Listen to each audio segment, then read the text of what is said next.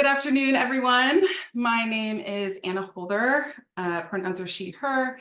I am an environmental scientist with the California State Water Resources Control Board, and I'm the co-chair of the Safety Work Group. We have a great meeting today, but before we get started, as we usually do, I like to take a moment to acknowledge tribal lands in California.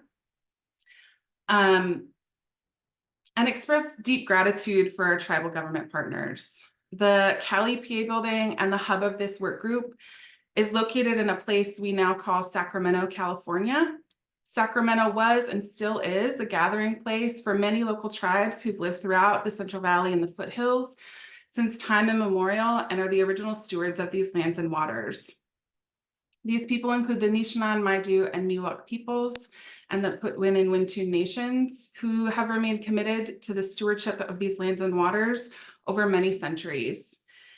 And it's important for us to recognize a couple things. First, that there are close to 200 tribes in California, and that our organization sits on the tribal lands of indigenous peoples, and that we're here because of the sacrifices that have been forced upon them.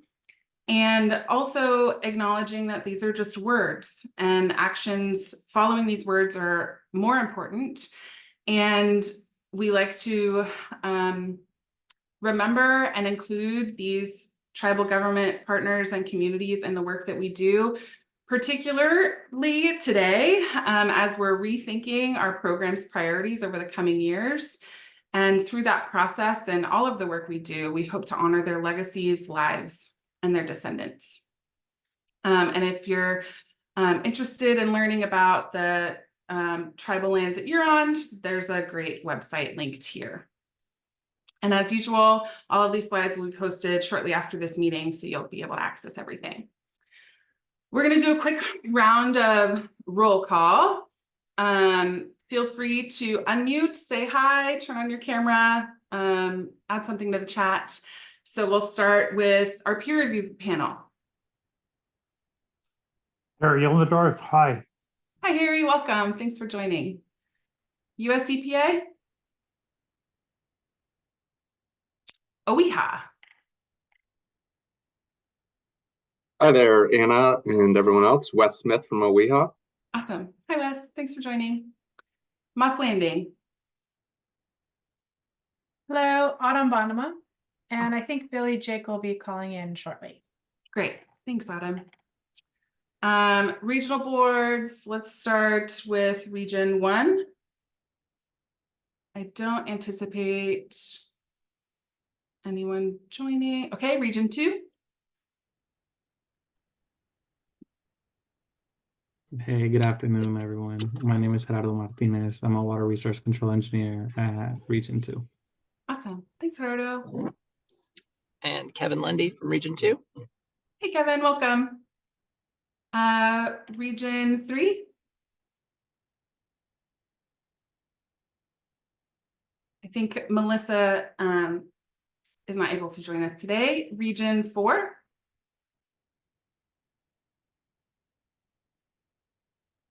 Region 5. Hi, everyone. Lauren Lelis, Region 5. Hey, Lauren, welcome. Region 6. Okay. Region 7. I heard from Emma, and I believe they're going to join us a little bit later. Region 8. Hello, this is Heather. Hey, Heather, your background is aggressive, so we can't see your face, but I can hear you. Oh, okay. I'll try to change that. Yep. No okay. worries. Region 9. Hey, Anna, Chad here. Hey, Chad. Anyone else from the state board?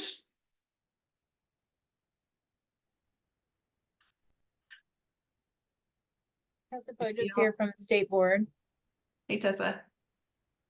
Lori Weber from the State Board, Division of Water Quality.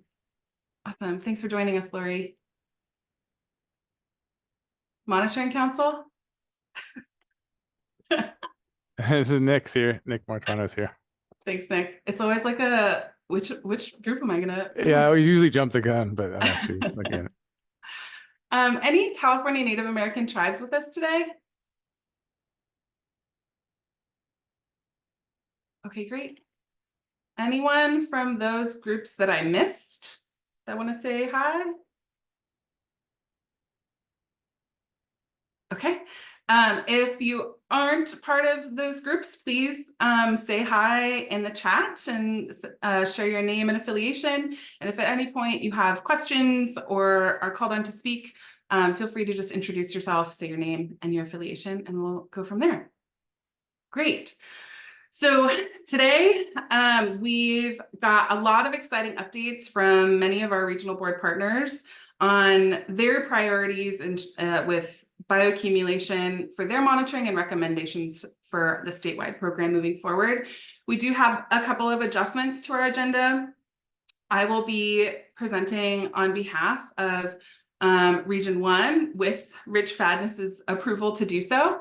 So that'll only take a couple of minutes. And then Melissa isn't able to join us today, but we are working on getting a Central Coast region representative to provide an update at a future meeting, most likely February.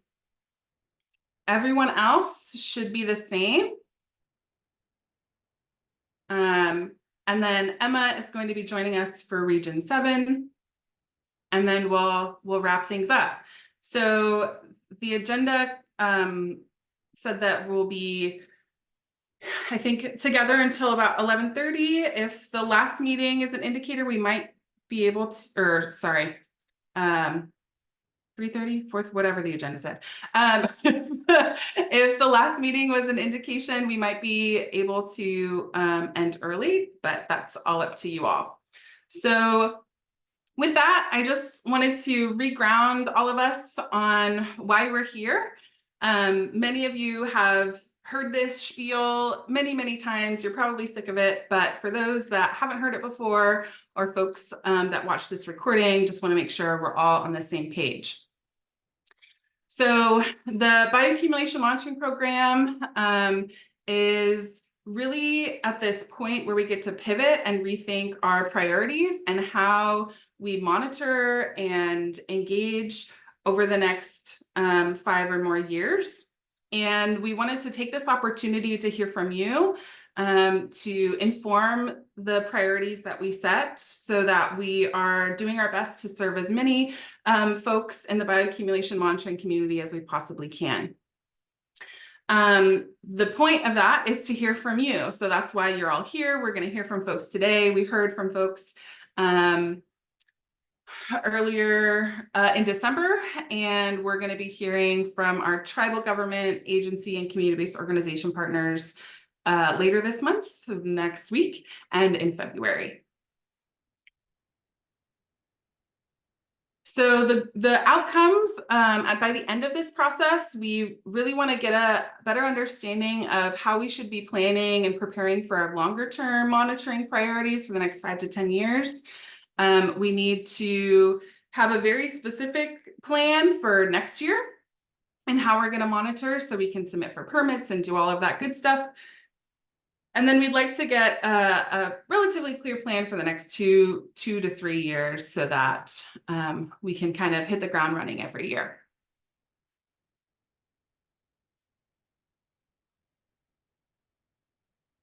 So today we're going to be hearing from the folks that we saw on the agenda. Their regions are indicated with little red star pins on the slide. All of these folks were asked to complete a template that includes the sections on the left side of the screen. So presenters might just kind of pull this document up and walk through things. They might share slides if they've created them, although I actually encourage them not to, since they already spent time working on the template, or they might just share their thoughts with the template as a reference. They have submitted this template to me already, but based on the last meeting, and I anticipate a lot of hearing everyone else's updates today, there might be a desire for some regions to update their template before it's finalized, I guess we'll say. So we will make space for an opportunity for that as well. And I'll talk a little bit more about that later. I also also wanted to flag before I handed it over, we're probably in the early middle part of this process, so there's more to come. Next week, we'll be hearing from OEHA. We're going to do a regular kind of safety work group quick update section, but then focus on the monitoring priorities. So we'll hear from OEHA.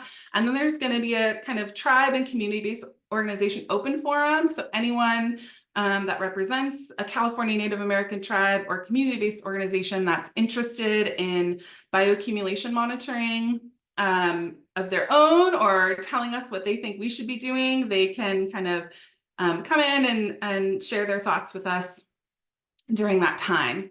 The agenda for that, the January 31st, and what should be posted, I'm gonna shoot for by the in the next couple of days.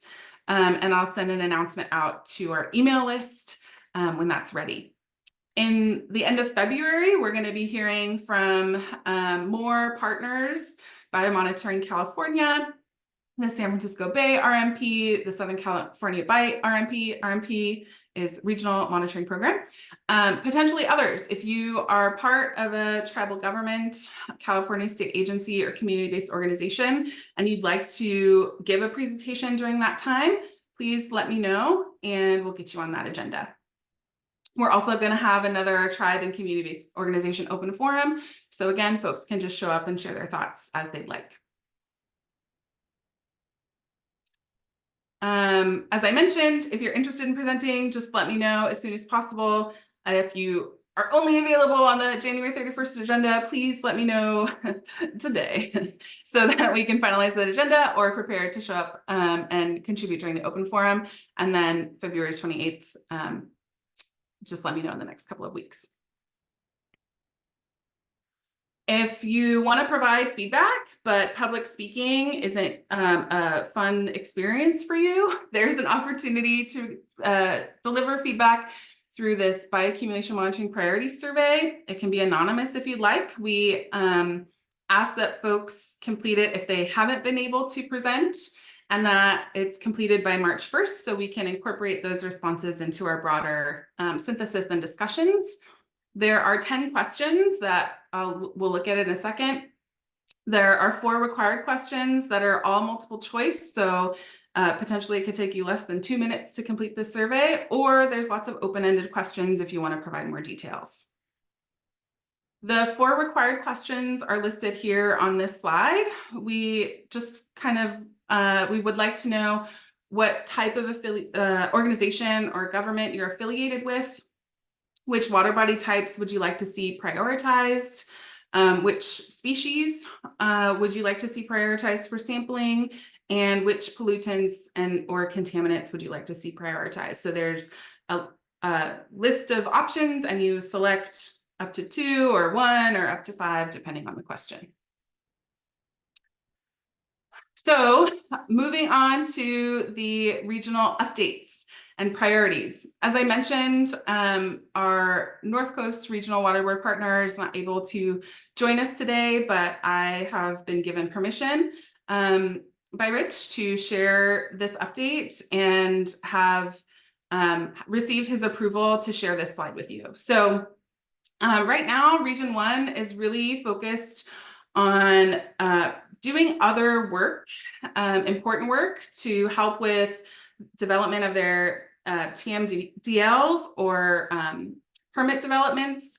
And that doesn't necessarily include bioaccumulation monitoring at this time. So they didn't feel ready to contribute to this longer term conversation. However, they're still participating in the bioaccumulation monitoring this year in the North Coast and are going to be a part of that process, and are looking forward to hearing what the plan is for next year so that they can provide feedback if that makes sense.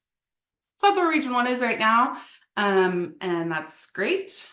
And so with that, I can try and answer questions, but again, I am not from the North Coast region. So if you have questions, please go ahead and raise your hand and we can ask them, and I can maybe facilitate the responses if that's needed. Does anyone have questions for Region 1? Okay, great. So next up, I'm going to pass the baton to Gerardo, who I'm assuming you're going to want to share your screen. Yeah, so I went against what Great. you said and I made a presentation. That's okay. Sometimes it's helpful for me to like have the slides to help keep me going. So take it away at your leisure. We'll have about 20 minutes. And then if folks have questions, I ask that you don't interrupt the presenters. So add it to the chat, raise your hand, and we will be sure to get to you after our presenters are done sharing their thoughts. Okay, Gerardo, take it away. All right, can you see my presentation? Yeah, it looks great. Perfect. All right, so again, my name is Gerardo Martinez.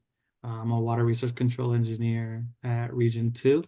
I've only been here for a little longer than a year, I think like 13 months.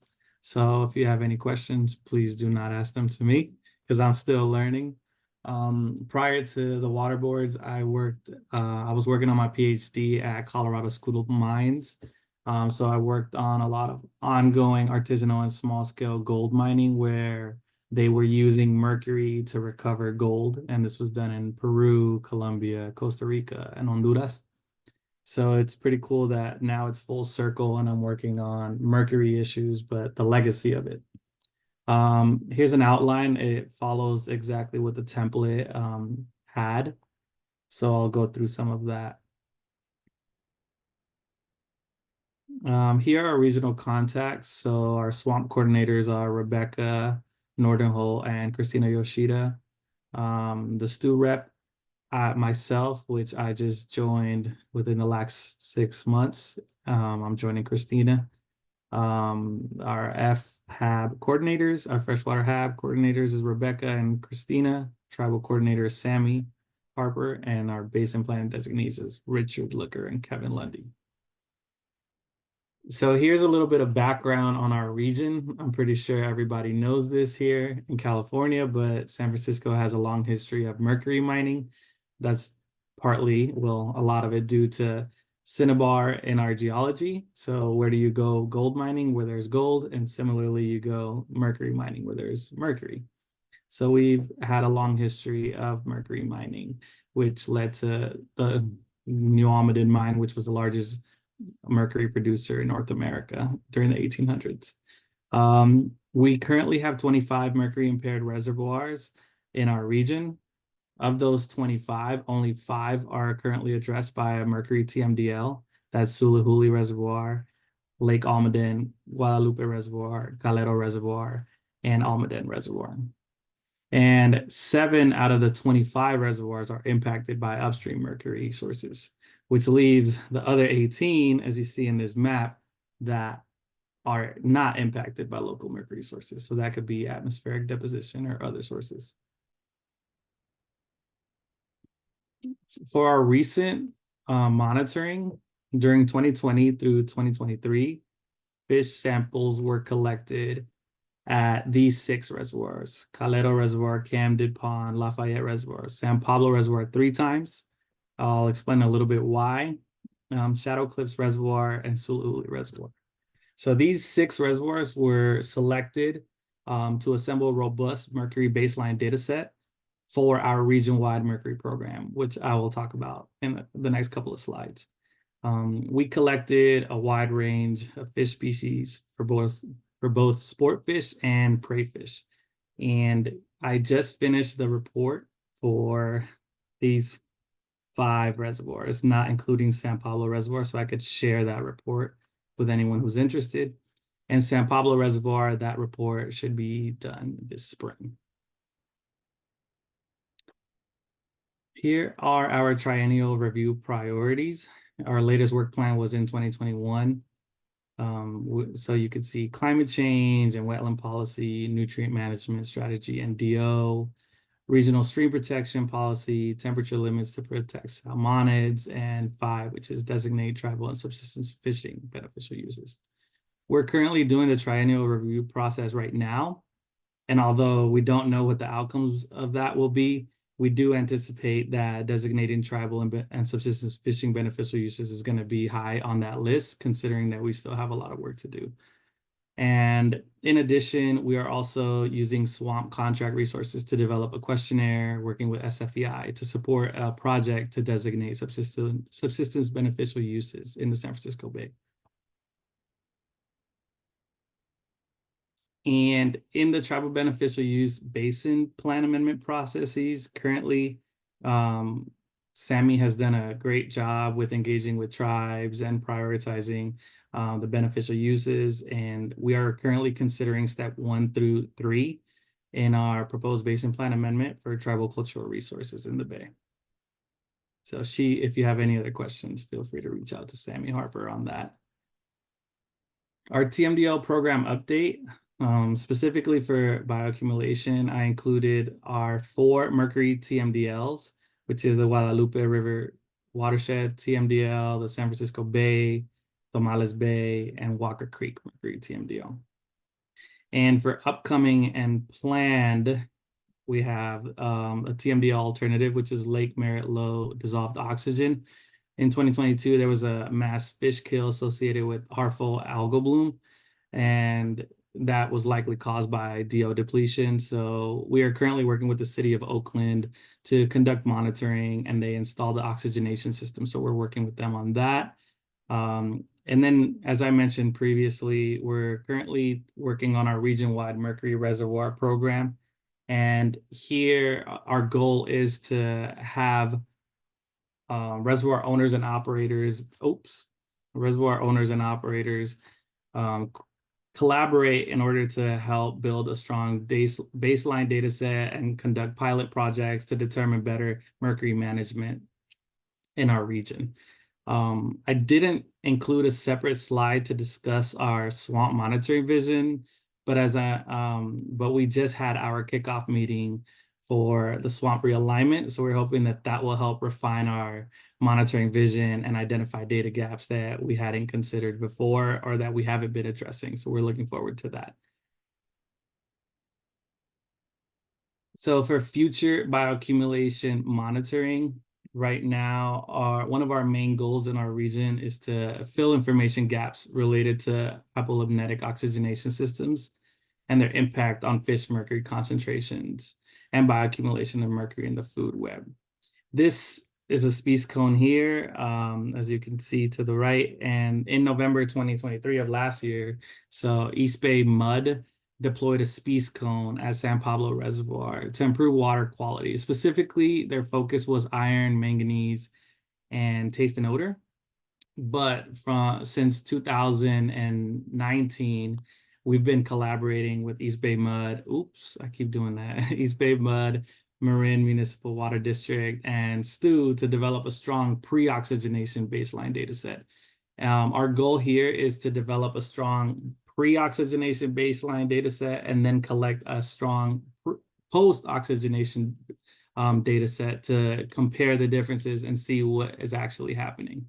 Our baseline data set consists of phytoplankton, zooplankton, so mercury in those, prey sport fish, water at different depths, mercury and total mercury and methyl mercury and water at different depths. So we have a pretty good baseline and we want to keep that going. So right here, you see that for 2026 through 2028, our goal is to focus on young and prey fish. And this is because they offer an early indication of efficacy and less variability in diet. They're a good indicator of bioaccumulation, and they provide a good risk information, not only for human health, but also wildlife, especially piscivorous birds.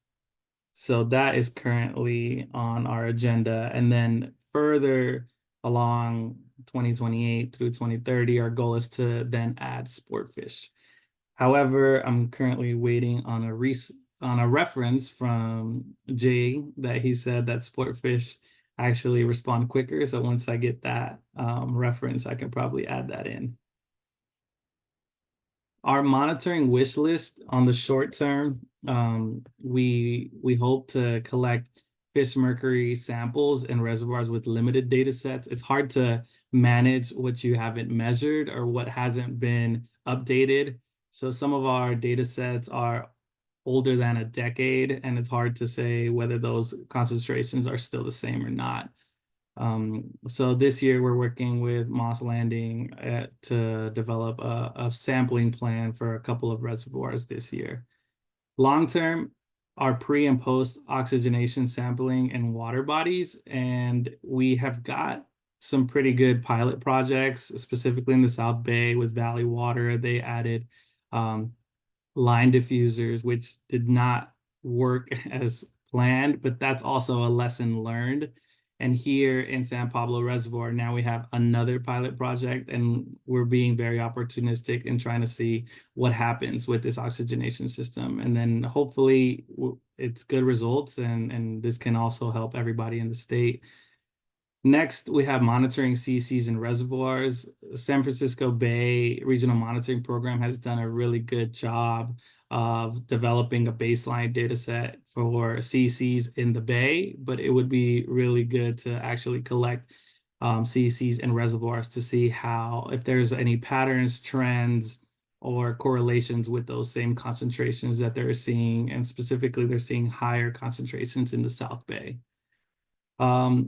Third, we have enhanced risk communication and risk reduction efforts. We've noticed that a lot of people are really unaware of what fish species are better to eat and safer to eat.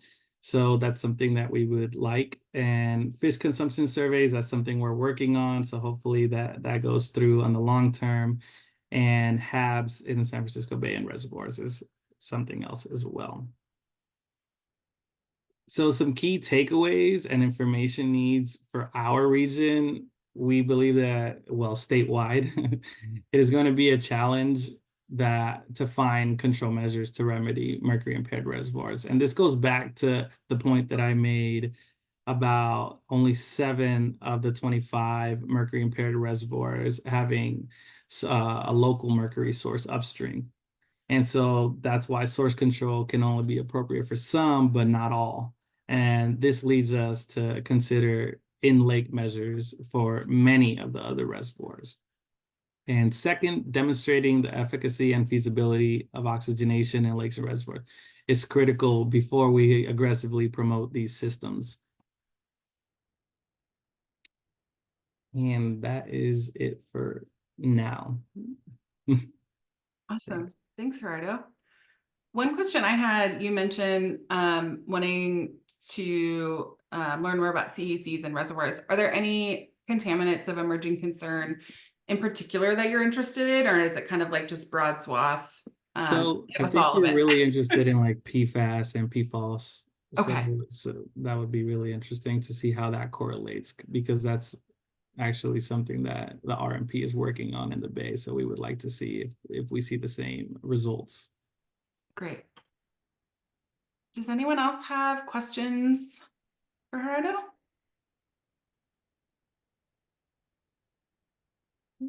Okay, great. Thank you so much. No, thank you.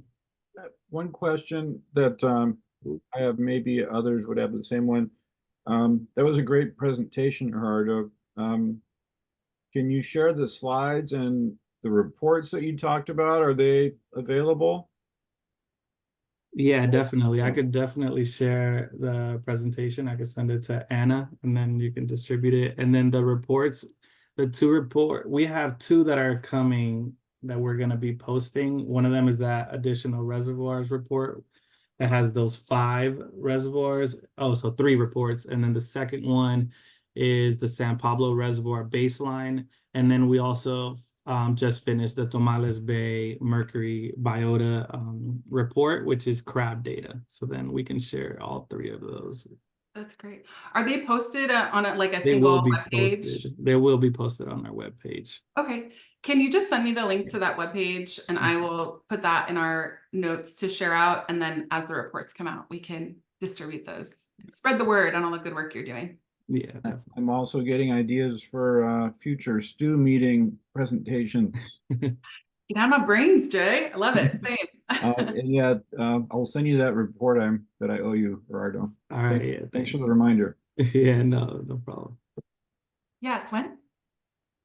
Hey, thanks, Gerardo. That was a great presentation. You did mention in passing the kickoff meeting for the realignment. So did I miss that, or was that an internal meeting, or what's? Yeah. Yeah, I can take that. That was an internal meeting for getting ourselves kicked off and ready to go. I'm going to provide a quick update before people sign off today, but things are going to be starting in earnest in next month. So here, I'll let you know, but more soon. Thank you. Yeah, no worries. Anything else? I think, yeah, I'll chime in just a little bit. Thanks, Gerardo, for a great presentation. And I think I, want to say for our region, mercury is still a front and center, really important issue. So that's where we'll be interested in looking at using our swamp and TMDL resources, but where we're still really interested in a statewide bog program, continuing to investigate mercury as a pollutant and try to figure out some of those lessons on why some reservoirs are higher than others, and try to figure out some of that science in a statewide lens that can help us tackle our regional issues. Thanks, Kevin. And I'm assuming we're looking for mercury in all places, or is your big concern reservoirs?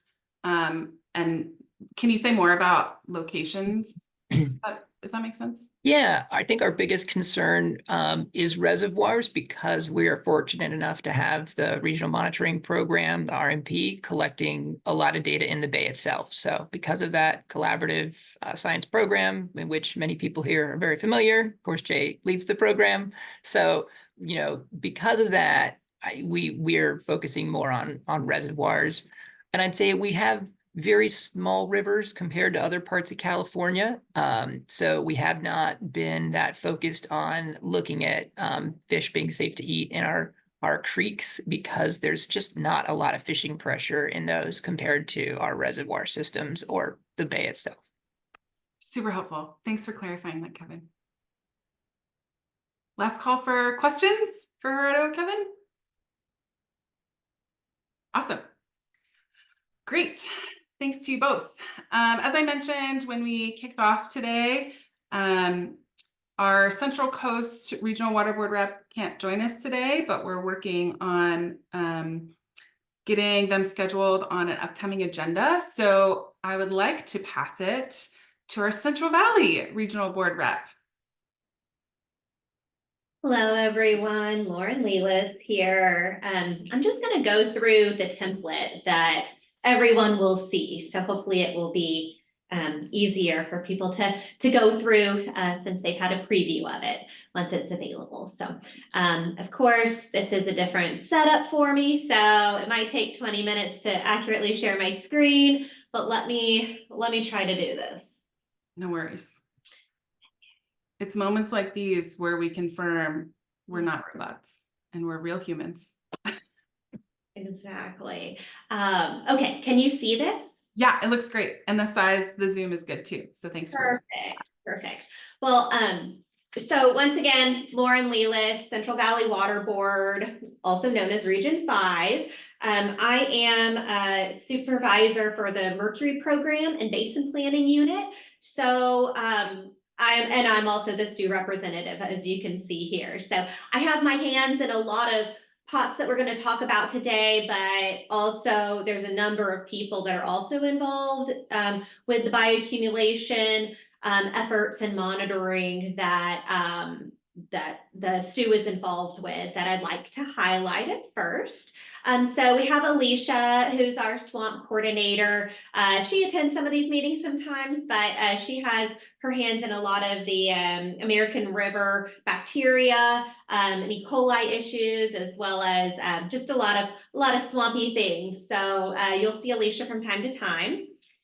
The FHAB coordinator is Dana Schultz. So she's technically in our Central Valley office, but she, I believe, is actually a state board representative for the freshwater harmful algal bloom program. So once this template is provided to you all, there's links here that will you'll be able to confirm that she is who she says she is.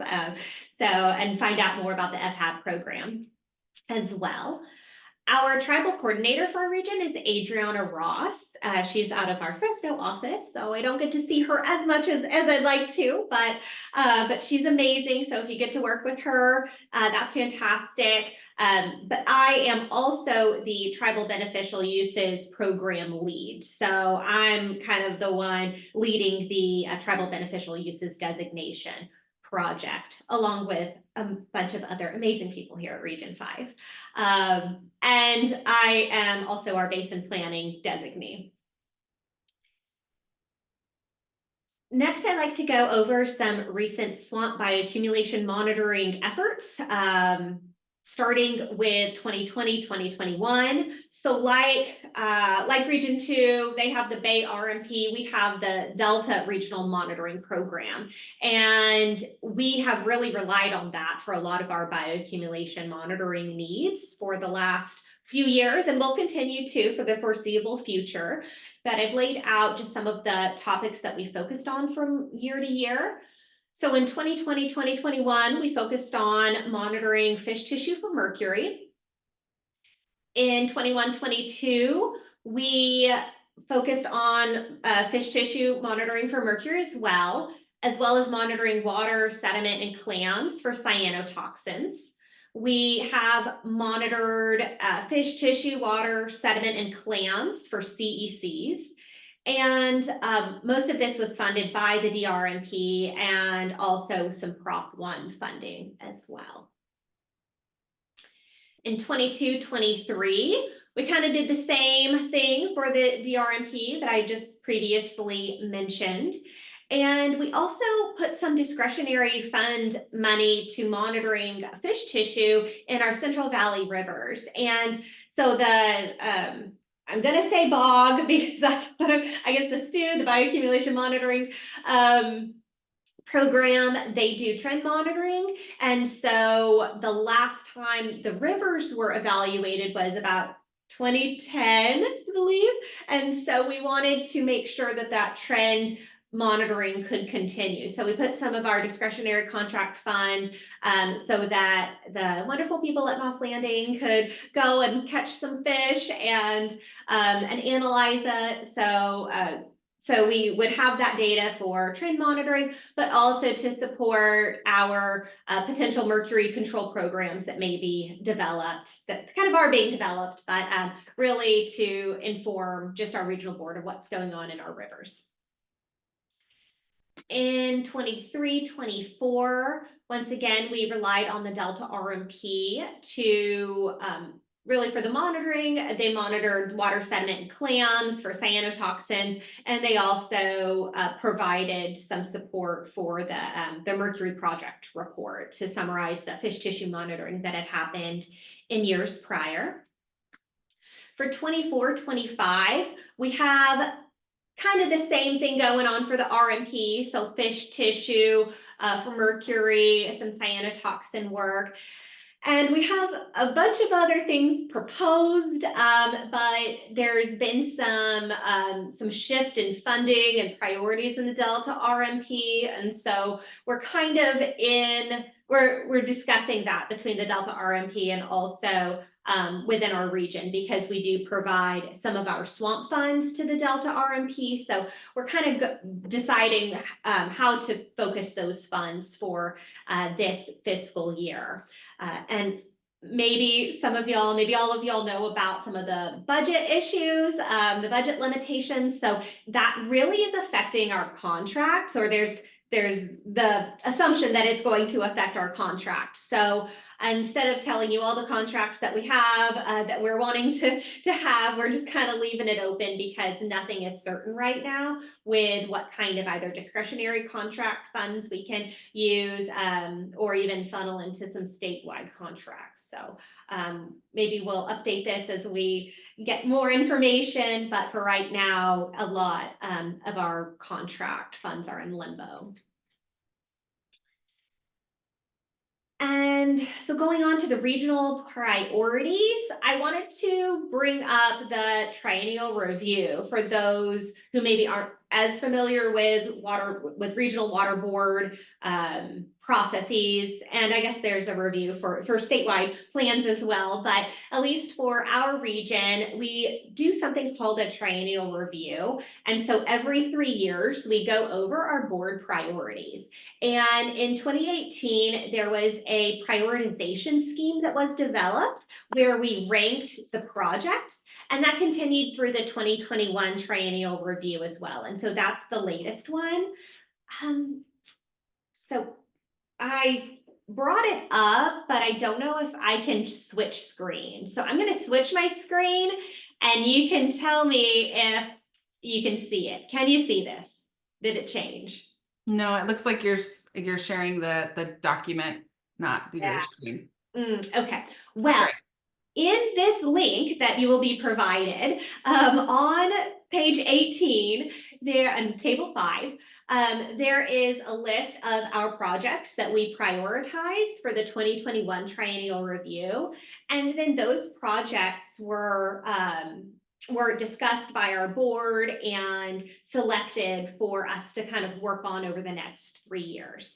So some of those projects that might have a nexus to bioaccumulation is the Tribal Beneficial Uses Project. So that is designating tribal beneficial uses on certain water bodies in our region. And so we've been working on that actually the last few years. And if a project was prioritized at one point, it will continue to be a priority. So for this next triennial review in 2024, we actually just put out the solicitation right now. So anyone can comment on projects that they'd like to see us work on, but know that those prior projects like tribal beneficial uses are already prioritized by our board. And let me just pop over here to kind of talk about some of the other ones that were prioritized. So we have ongoing basin planning support for our salts and nitrate control program. We have our Delta nutrient research plan, our pyrethroids research plan. We have our Delta methylmercury control program that I'm also working on. We have implementation of the Clear Lake nutrient control program. And those are the existing commitments and special status projects that I believe are kind of the main ones that we've been working on. And we have a few others that have been working on. But yeah, go to that link if you want to learn more about what we're up to in our region. So our TBU, Tribal Beneficial Uses Basin Plan Amendment process. This is something, once again, it's been a board priority. We've been working on it for almost 5 years now, really getting it up and running and working with tribes and trying to figure out the process in which we're going to designate. So I'll, oh, this was I was just skipping over all my text. Let me see it. So really what we've done over the last few years is develop some guidance for tribes and for us to kind of get ourselves in line with what's expected to designate these beneficial uses. And these 2 documents that are on our webpage, our TBU webpage, we developed a frequently asked questions document that was updated, I believe, last year. And it really just takes a lot of those initial questions that we've had and tried to answer them to the best of our abilities. And what we also saw through communicating with tribes and through our board meetings and our tribal meetings is there's a lot of either misunderstanding or questions about the basin planning process. So we developed a tribal beneficial uses basin planning primer to describe the steps needed to designate a waterway with a tribal beneficial use. And it's really focused on TBUs, but it could be applied to really any basin plan amendment. It's just such a long process, and that's what we're also trying to get across, that it's, even if we had everything together right now, it would be a number of years before it would really be approved. So go and check those documents out. And yeah, I guess that's all I want to say about TDUs. I could go on and on about them, but I'll move to our TMDL program update. So there's a lot of TMDLs in our region, a lot that have been developed and have implementation programs, and a few that are currently being developed right now. Like Region 2, mercury is a huge issue for Region 5. So yes, the gold was here, but we needed the mercury from Region 2 to amalgamate the gold. And then it was just washed down into our waterways. And so you have a lot of legacy mercury contamination, not only in our reservoirs, but in our rivers and streams, and of course the Delta.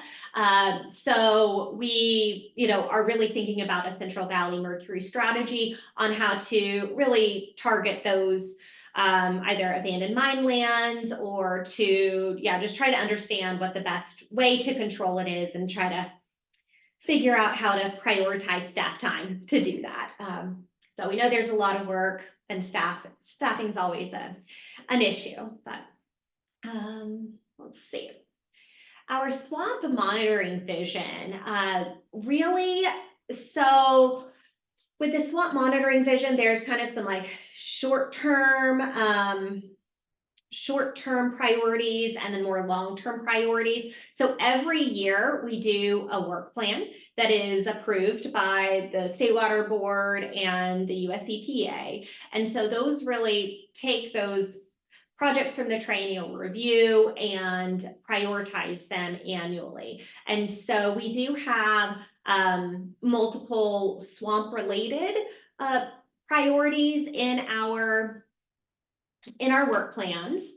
And I guess we just wanted to highlight a few other areas that we have our priorities and how they get prioritized. So one is our Central Valley Regional Water Quality Board Strategic Plan. And that really demonstrates how things are prioritized and how our boards are working within itself to get work done. So I'm not going to go into a lot of the detail about it, but there's links here to that. And we're also implementing our racial equity resolution that was adopted by the Central Valley Water Board in 2022. And we have identified priority projects in each of our programs to implement this resolution. So we took the lens, Smarty goals lens of, how can each of our programs be more equitable in what we do. So all of those priorities are also in here, and we have plans, to follow up on that to make sure that those priorities are implemented.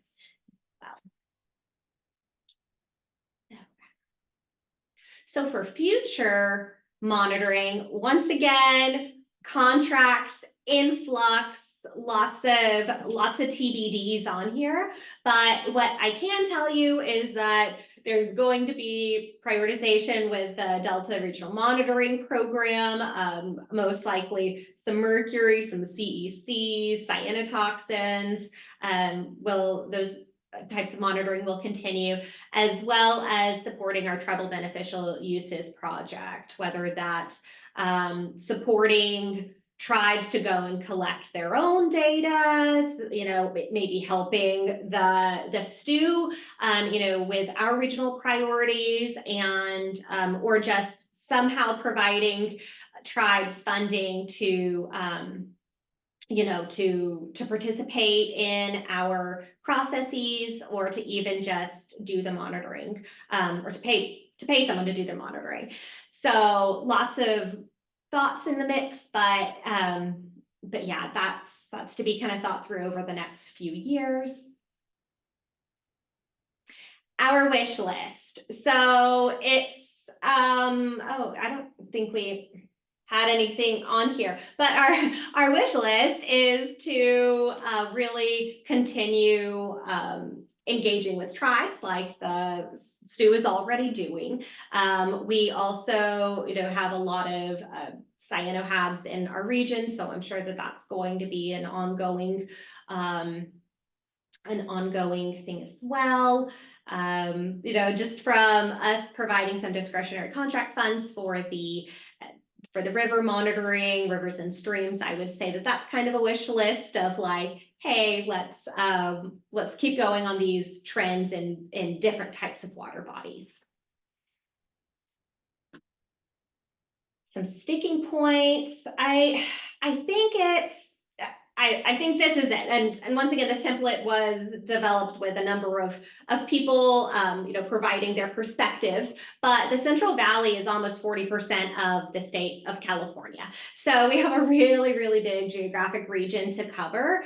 And so we would like that to be, we would like funding to be equitably distributed given our regional size. So a lot of the state board programs are divided equally among the regions, and so sometimes we have to do the same amount with less. So I'd say that that's kind of a general sticking point is we're just resource limited. Surprise. A lot of our regional boards are though. And that is it from me. So happy to take any questions. That was great. Thanks for walking us through all that, Lauren.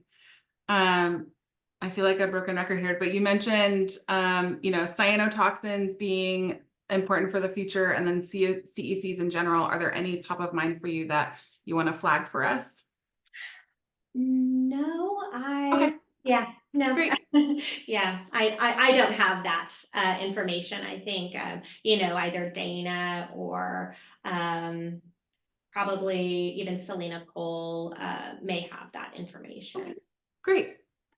Does anyone else have questions? We're way ahead of time because y'all are rock stars as usual. Does anyone have questions for Lauren before we move on?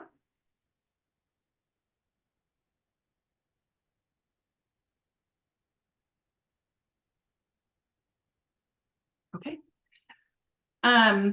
At this point in the agenda, we had scheduled a 10-minute break because we were going to be in the future. So how are people feeling? Do we want to take a break now or continue on to our next presentation? Why don't we use our reactions? So that's on the bottom of your Zoom screen. And if you're ready to keep going, give us the thumbs up. Okay. Seeing lots of thumbs. We'll keep it moving. Just a reminder, like if you need to take a bio break, please, this is recorded. Please go and take care of yourself and come on back. So with that in mind, we will pass it off to, I believe Emma is going to be our Colorado River representative. Hi, Emma, welcome. Yep. Hi, everybody. I know some of you, I don't know everybody, but my name is Emma McCorkle. I'm Senior Environmental Scientist and lead of the Water Quality Standards and Non-Point Source Unit. Since that encompasses a lot of stuff, I'll go into a little bit more detail. My group does basin planning, TMDL, integrated report, non-point source, and irrigated lands. So a bunch of pies that I have my little sticky fingers in, but a lot of ours comes down to our monitoring and everything, of course, TMDLs and integrated report live and die by it. So I'll go through it quick. It won't be quite as lovely as Lauren's, but she's wonderful. So I can't expect to. It's going to be great. Comparison is not helpful here. You're going to do awesome.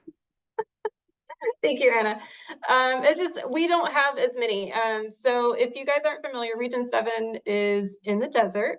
So our main waters that we look at more or less stay the same because we only have so many year-round waters that are fishable, swimmable, all that stuff like that. So to start off, here is our contact information. You'll see a lot of repeated. Hopefully I will not be the tribal coordinator for too much longer. I'm hoping to hire somebody for that vacant position. But until then, I am covering that. I'm also the STU representative. Our swamp coordinator and our FHAB coordinator are Jeff Garachi, who I know some of you know. And our basin planning designee is one of my new staff. Her name is Ravling Kaur. But you can also contact me. That is one of my programs. So we're a small shop, so you can pretty much get any of us and we'll point you in the correct direction. As for our bioaccumulation monitoring, like I said, we have kind of a small list of waters that people actually do, recreate on and around, or fish or swim. It's mostly in our Salton Sea watershed, so the New River, the Alamo River, the Coachella Valley Stormwater Channel, and then the All-American Canal. We also sample because while it's not supposed to be used for fishing or swimming or anything like that, it serves as more of a reference point for us. So it's where Colorado River water comes into our region, and then it goes, to the farms, to the people, and most of it becomes either the Alamo or the New River at some point after it's been through ag. So it's a nice comparison for where we should be.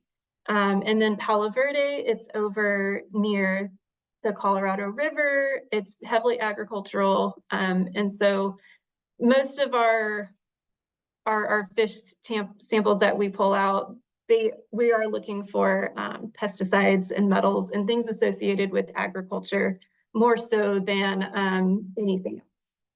So again, we pretty much do more or less the same thing every time. We don't have any, our discretionary funds have been put elsewhere, so we don't have anything planned to go extra here. It would be nice, but as everyone is probably resource limited, so are we. So I'll move on. We just recently completed our triennial review in December. So we have an updated version of that we're working off of. The top 10, I believe, are all Salton Sea watershed focused projects, either TMDLs or basin plan amendments. The top 3 are TMDLs either in the Salton Sea itself. You see Salton Sea dissolved oxygen and nutrients, which goes hand in hand with the occasional problems we have with HABs and whatnot. And we do some sampling for that, not nearly enough, of course, but we are trying to do the best we can with what we have. And then New River ammonia and toxicity is also kind of tied to this because much of our toxicity is from pesticides. From a lot of it is our agriculture, some of it is from across the border in Mexico. And then lastly, the Alamo River chloride indicator bacteria and toxicity, TMDLs, less related to this, but the toxicity definitely is, because again, it's mostly pesticides and things that come from agriculture. So those are our top 3 things, and they tie back mostly through pesticides, which is one of our big impairment classes, I would say. It's probably what most of our waters are impaired by. And then for tribal beneficial uses, we are working on a basin plan amendment to include the definitions into our basin plan. We're hoping to take it to our board in May or June of this year. We have been reaching out to tribes, and we had consultation with a couple during this process. All are in support. We've gotten some letters in the past saying that the tribes really support us, including these definitions and eventually designating waters, but we haven't received anything from any tribes as to what waters they would like to see designated or what they would like to see them designated with as of yet. So we're hoping that once we get the definitions into our basin plan, then we can kind of engage more and have those meaningful conversations and build those relationships to establish where we'll need to designate and what we'll need to designate for. But in the meantime, we are continuing, our sampling and whatnot, so we have an idea of what our waters are like. And that's mostly guided off of the 303D list, but we also have community groups, mostly around the Salton Sea, that always keep in touch with us and voice their concerns over various different issues that they have and what they would like to see us do. So we're still at step one, but we are, doing what we can to reach out to tribes and build those relationships. For our TMDL program, we have one TMDL that was recently adopted and approved by OAL and everything. It's actually with US EPA right now. Hopefully we'll get approval in the next month or so. And it's the Imperial Valley organophosphate and organochlorine compounds. This is a lot of what we do with our fish tissue samples and toxicity and whatnot, because even though they are legacy pesticides, they are still very much present in our waters and affecting and showing up in tissue and sediment and things like that. So we're trying to track basically the natural attenuation that's occurring, because there's not, short of dredging everything to get rid of them, we're mostly reliant upon keeping what soil we can on the farm fields and out of the water so that there isn't additional going in, and just, natural attenuation to take care of what is down there. And we are seeing very huge downtrends from where they were, say in the 80s or 90s. So we are getting there. Hopefully soon they won't be a problem anymore. And then on the heels of that, we also have Imperial Valley pyrethroid pesticides, TMDLs, which is going to our board in a couple of months. So that is less of an issue just because of the shorter half-lives and whatnot, but it does add to our water toxicity and has been shown as the cause of some of our toxicity, especially since they are additive. And again, the two I discussed previously, the Alamo River and Salton Sea. So those are where we are with the TMDLs. And these are mostly being implemented by our irrigated lands general orders, which 2 of them require fish tissue monitoring for those legacy pesticides. So we have an extra data point that we can use. And then they also have to do, I believe, toxicity monitoring once a year. So we're trying to get data out of the responsible parties so that we can supplement our own twice a year swamp sampling. And then for our swamp monitoring vision, we basically use our swamp sampling as our baseline to make sure that everything is getting sampled at least twice a year. So we don't have too many programs that are giving us a ton of data. We have some NPDES sites and things like that, but outside of our irrigated lands and our swamp, that's where the majority of our data comes from. So so that's pretty much how we're going to continue, short of getting additional funding and kind of beefing those up and potentially doing additional samplings. And our anticipated future monitoring is essentially what we've been doing.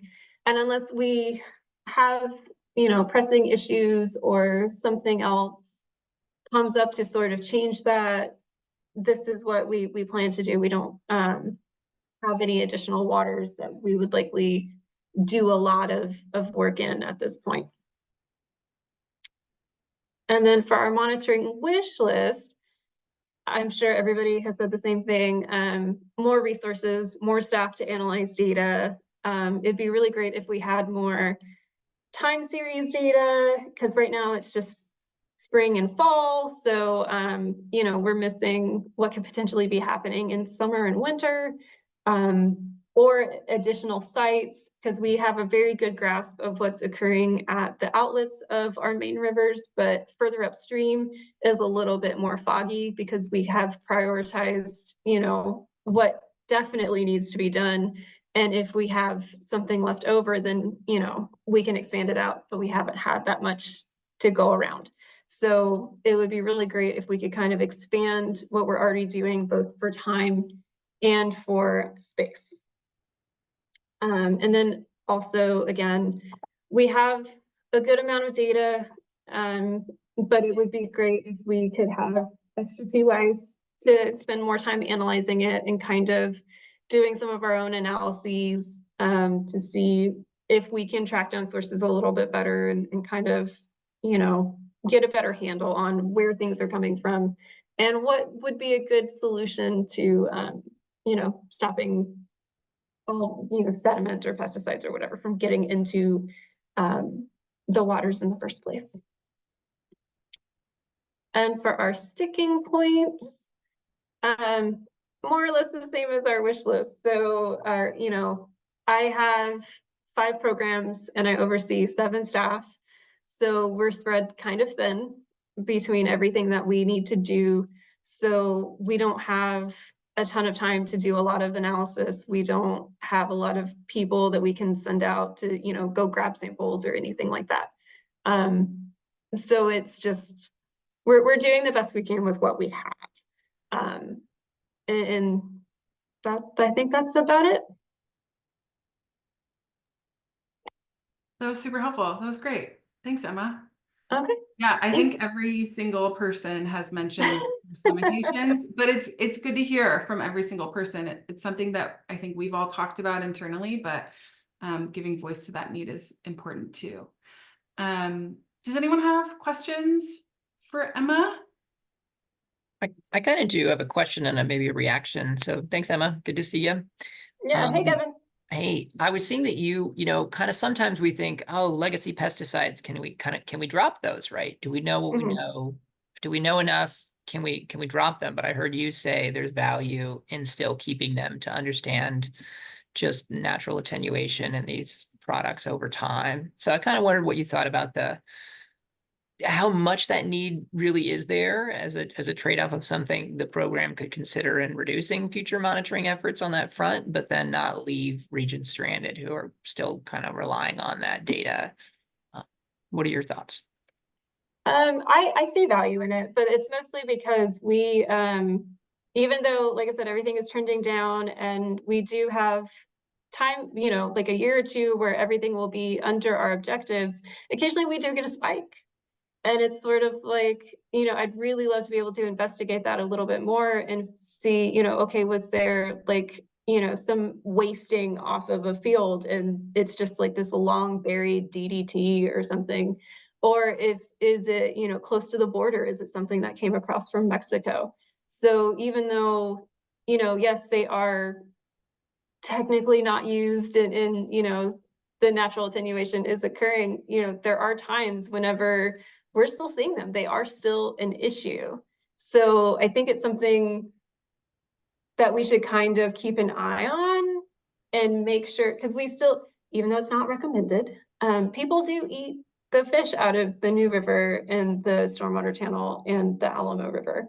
So it's important to kind of know what those levels are. Even though they are low, they're still not where we want them. So, and I know, I mean, yeah, we all do that calculation of like, what can we drop? What do we need to pick up? And unfortunately, we still have to keep on with our legacy pesticides because they're still popping up a good bit. Yeah. I feel like an ideal world for all of us is to drop nothing and add all the things. But we're back to resources, right? Every scientist's dream. Right. Great question, Kevin. And thanks, Emma. Harry, you have a question? Yeah, you mentioned the Palo Verde sampling. I'm not familiar with that area. Could you say again where that's located? It's over by, it's near Blythe. So it's by the Colorado, it's north of Yuma, or sorry, Winter Haven and Yuma is sort of that that very southeastern part of California. So does it get water from the Colorado?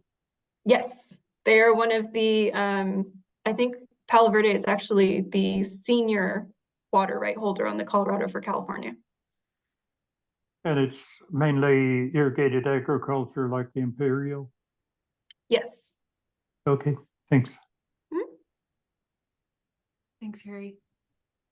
Any other questions for Emma? Yeah, I had one. Another nice presentation. Thanks, Emma.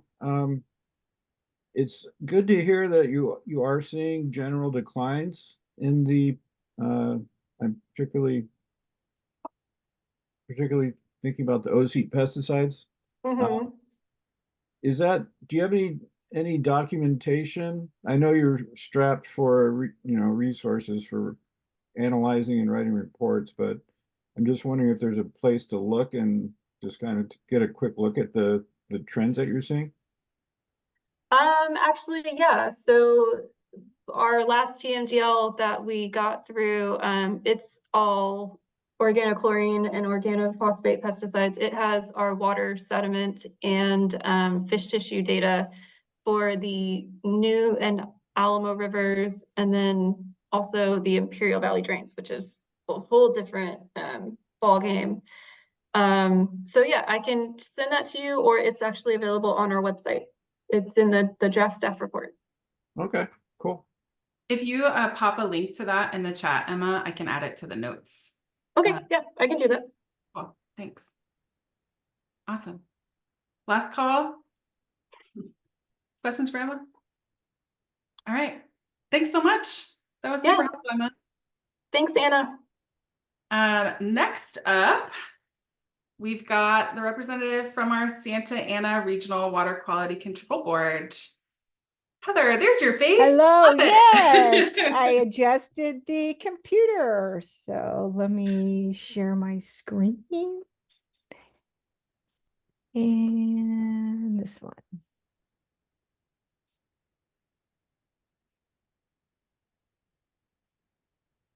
Great, we see your screen. Okay. How do I make this bigger? If you on go, my end. oh, on your end? Huh. If you go to the view tab, Yeah, you can use the zoom slider on the bottom, the zoom slider on the bottom right now. It just goes left to right, the plus and minus. That'll change your zoom too. Kevin, bringing in the hot tips. Love it. Zoom. So See on that the, like on your bottom right side of the corner of your page, there's a little minus and a plus. Oh yeah, no, I'm just not seeing on the screen sharing big, but that's okay. I see my presentation. Okay, let's go ahead here. So our region is kind of undergoing a lot of changes right now. So the folks that I'm showing in our regional contact list may or may not change in the future, just as an FYI. And recently, Patrick Lewis is joining me as like a swamp coordinator, assist, whatever you want to call it. Our STU representative is Terry Reeder. She works in the coastal planning section, as head of the coastal planning section. Our FHAB coordinator is Kirk Larkin. He does a lot of enforcement in our region. Our tribal coordinator and basin planning designate is Claudia Tenorio. She's also the senior for our 401s program. And Group is our environmental program manager for our planning section. So we haven't, actually, I need to adjust this because we did actually assist funding for a couple of regional lakes for fiscal year 23-24. And so we did kind of supplement the bog sampling. And then the last time we committed funds to supplement sampling was for the coastal program in fiscal year 2018 and 2019 as part of the BITE as well. We're kind of a little bit behind schedule in our triennial review. Right now, we're working on our work plan for 2024 through 2027, our triennial review. These are our priorities. The Basin Plan Amendment to revise our Lake Elsinore and Canyon Lake nutrient TMDLs, a Basin Plan Amendment to extend our wet weather compliance extension date for Middle Santa Ana River TMDLs, and that has to do with bacteria, and adopt the copper TMDLs for Newport Bay. Like I said, we haven't adopted yet, and these are actually, we're planning to have a scoping meeting at the end of January for our 2024-2027 triennial review. So these may or may not change, but probably pretty close to what we're looking at. Again, for our tribal beneficial use, we are really in the beginning stages. As part of the 2024 to 2027 triennial review, we're looking to add the tribal and subsistence beneficial uses. That's a top priority. And again, as I said, as part of this step, our staff is planning to begin consultations. We have not done that yet. So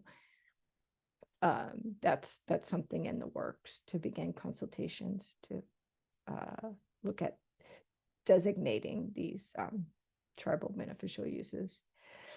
As far as our TMDL programs, we have lots of TMDLs, but I only listed the TMDLs for our bioaccumulative compounds, and that's Newport Bay Watershed Organochlorines Compounds TMDL, and our Newport Bay Watershed Selenium TMDLs for freshwater. We haven't really come up with a monitoring vision just because we have a lot of changes, so that's to be determined. We hope to work on that in the future. We did set aside $70,000 to for BOG for field work and lab analyses for fiscal year 25-26. However, in recent conversations with our Region 8 staff and as well as SQURP, we're thinking that we might have to shift that to later on just because of budget issues.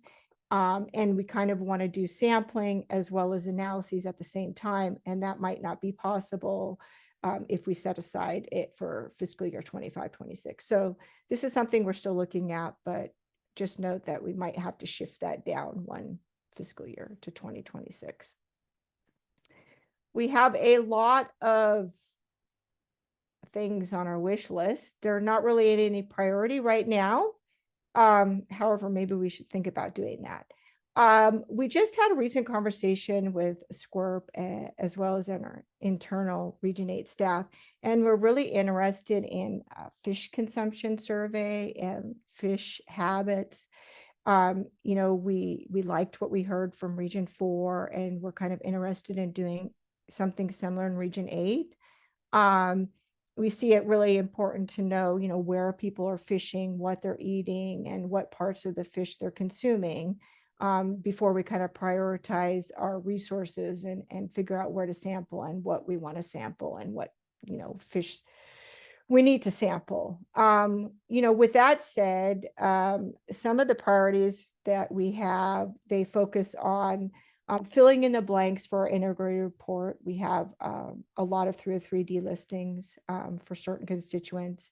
And so we'd like to collect additional data to either delist those or confirm the listings. And then we also have a couple of research related priorities. One, looking at selenium in our Newport coast streams, and two, looking at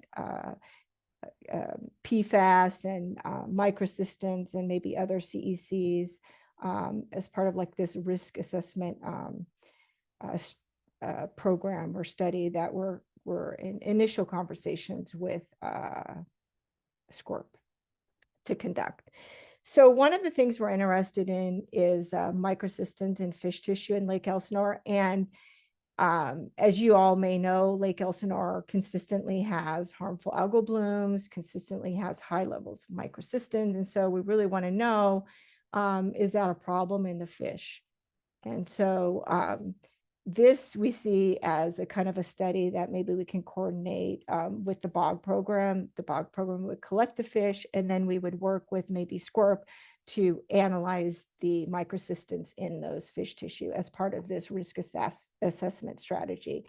That takes a lot of coordination because, you know, we can't let the fish, you know, freeze for too long and that type of thing. So there's a lot of logistics in figuring this out. And so I think that that's why we're thinking about, you know, pushing that off for a few future fiscal years so that we can get those budgets to kind of line up.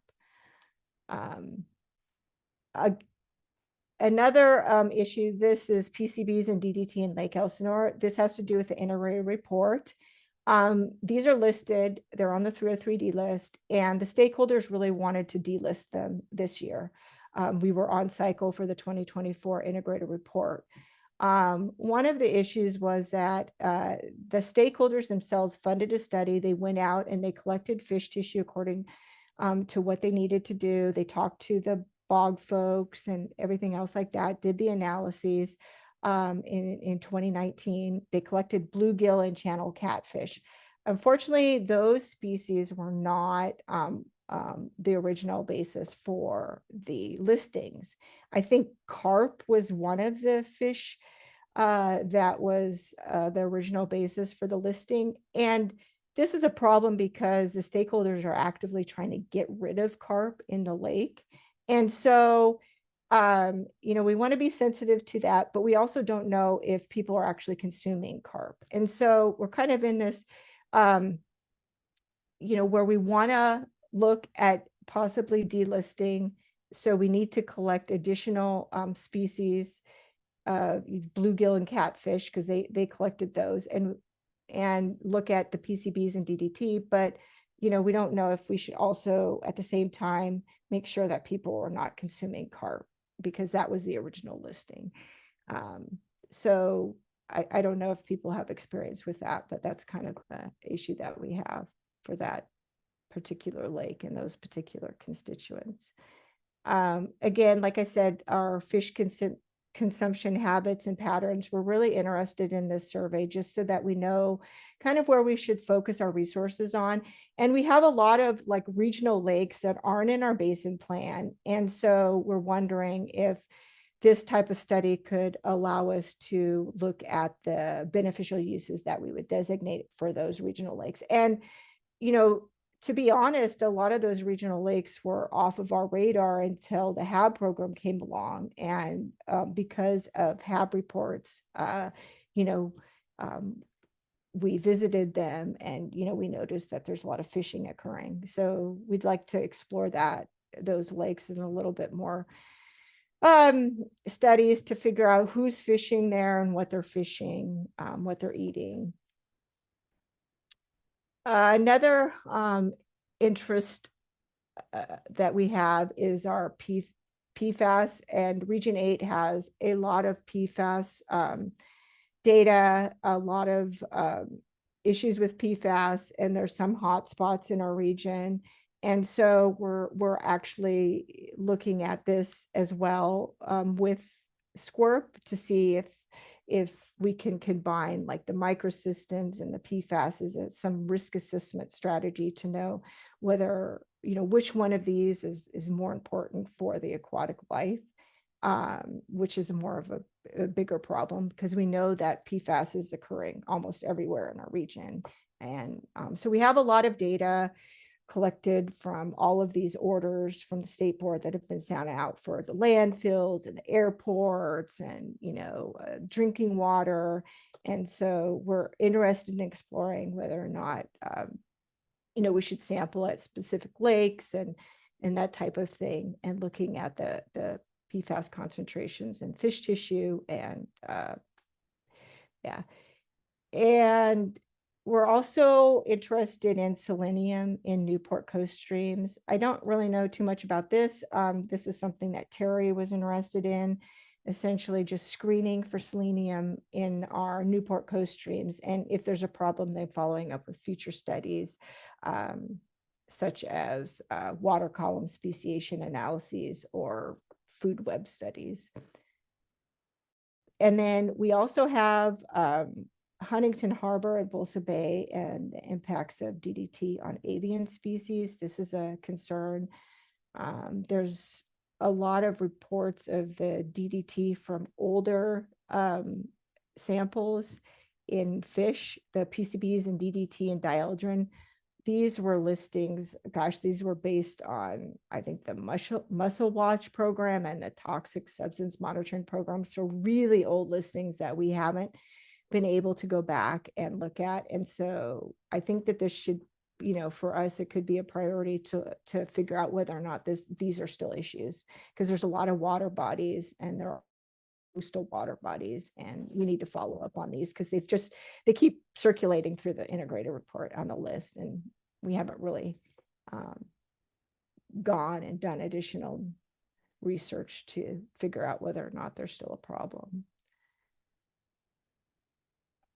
Sticking points, like everybody mentioned, resources, staff, knowledge, you know, the PFAS and emerging contaminants. There's so much information out there. It's really hard to keep track of unless that's your sole duty. And so, you know, we would rely on a lot of other, you know, researchers and everybody else who's involved in that. And so, you know, partnering with SQUIRP and others on looking at these constituents of concern is something we see as necessary.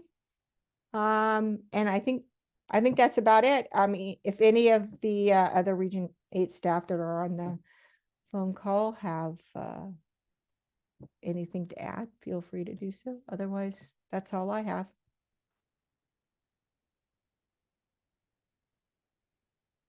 Thanks, Heather. I wanted to pause to see if any of the other Region 8 folks wanted to chime in. Feel free to do so.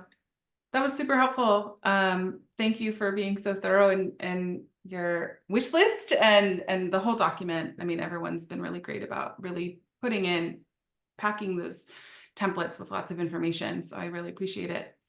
Does anyone have questions for Heather? Well, this is Kevin. I kind of have a reaction. I'm hearing selenium, and it makes me think we kind of forgot to mention selenium a little bit for Region 2, in that there's, and I think part of this is going to depend on what EPA does with its water quality criteria that it was developing and proposed and then has kind of shelved. So I think I would put a caveat for us all to think about is if EPA moves forward with inland criteria for inland waters, which would include rivers, reservoirs, bays, estuaries, inland estuaries, it could really affect how we think about our selenium data and kind of bring up some data needs for understanding the risk of selenium to wildlife. So I just kind of appreciate that Region 8 put that in there. So thanks. Good to think about selenium. Thanks for flagging that, Kevin. Yeah, Jay. Yeah, thanks, Heather, for another really good presentation. I'm interested in the PFAS information that you touched on, that PFAS are widespread in your region and that you have some hot spots. Do you know what the sources are? Can you tie them to any particular land uses or anything of that nature? You know, we have a whole group in Region 8 that is on this subject. And so I would probably, you know, defer you to them. But we do have like a map. I think there's a whole map on where every you know, place has been sampled. And that includes like out the wastewater effluent, like I said, the landfills, the airports, you know, all those major orders that were sent out by the state board to test. We do have one area like Temescal Creek. I don't recall if we have an idea where it's coming from. Yeah, Temescal Creek. Yeah, I don't know if we have any idea of where it's coming from, but I do know that we have a whole group looking at PFAS in our region. So I can send you those links and the staff contacts, and if you're That would be interested. great. Yes. In Okay. case you couldn't tell, I like collecting these documents and when I write the statewide reports on bioaccumulation, I'm kind of collecting things for that. And a major round of that will be coming up when we do the interpretive report on the long-term Bass Lake monitoring and then the coastal monitoring as well. So getting Okay, ready sure. for that. Sure. Yeah, Heather, if you have links to those documents that you either want to pop in the chat or shoot me and Jay an email, I can also add them to the notes too. So Okay. Yeah, I think there's a whole, there might be a link on our website about PFAS in Region 8. And I know that they made a map and it shows every place that they have monitored. yeah, So that's great. Harry? Just a couple thoughts. One on the PFAS. I've seen some information about PFAS related to the Marine Corps air stations at Tustin and whatever the other one is that eventually drain into Newport Bay. So it'll be interesting to see that map that you have. And then on the other question about selenium and EPA's action or inaction, I'd be interested or hopeful that maybe they'll do something sometime this century, but it's questionable which decade that might be in. Well, there's a lot of time left in the century, so. Well, there's been a lot of time Yeah. since EPA started working on it too, but we can hope. I'll acknowledge that we're thinking about long-term monitoring, but not on the scale of centuries. We're just talking maybe a decade here, folks. But still something to keep in mind and keep on our radar if something does change. Right. Any other questions for Heather? Okay. Thank you so much, Heather. That was amazing. It is 3:05. This is about when on our agenda we had scheduled for a break. We've got another, I want to say 30 minutes of content. We've got one more presentation from Lori on our integrated report team in the Division of Water Quality, and then wrapping things up. Do folks feel like they want a quick break, or let's do the same thing we did last time? In your reactions, give me a thumbs up if you're ready to push through. And let's do there's a little red X if you would like to take a break. My presentation will probably not last 20 minutes, if that helps with the decision making. Great. Okay, I'm seeing a couple of red X's, and I know I personally would like to get up and stretch, but don't want to do that on camera with y'all.